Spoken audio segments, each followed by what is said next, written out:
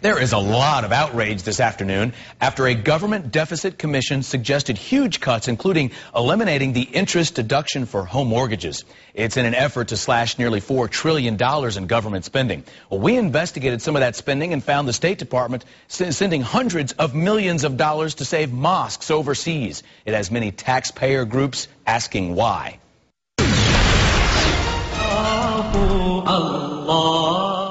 This 1,300-year-old Egyptian mosque was almost flooded by contaminated sewer water. It and other ancient Cairo mosques and churches were saved from destruction by U.S. taxpayers, part of a $770 million program to rebuild Cairo's sewer system. The checks are written by the U.S. State Department's USAID program. We're spending money we don't have. This is all, basically on a gigantic credit card right now. Millions more have been sent to places like Cyprus. The State Department displays before and after pictures of mosques refurbished with U.S. tax dollars. I think it's very, very hard to explain to the American taxpayer right now who's having an extraordinary time paying their bills and making ends meet. The State Department refused our request for an interview. We wanted to ask why it's using tax dollars to refurbish religious buildings overseas. Well, the State Department did send us an email saying it is fighting Islamic extremism by building relationships with Islamic leaders. But then one former Muslim says trying to buy respect in the Middle East just shows U.S. weakness. And America is not showing its power. It's showing appeasement. They're laughing all the way to the bank.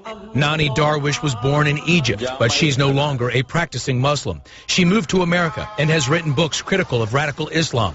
She says most of the mosques in Egypt are run by extremists who have ordered former Muslims like herself to be killed. We are building mosques to issue fatwas of death against people like me. U.S. tax dollars also fund computers and mosques in places like Tajikistan and Mali. Here at this ancient mud brick mosque, the State Department has provided internet service along with the computer equipment needed to local imams. Taxpayer watchdogs wonder how the State Department can explain paying for internet service while Americans struggle through the toughest recession in decades.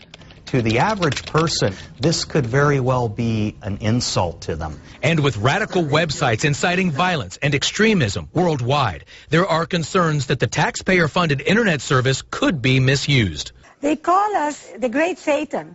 So we're giving them access to really get together against America. Critics say it is time to review funding for all federal programs that don't directly benefit taxpayers. Or spending money we don't have, and certainly we can cut items like this.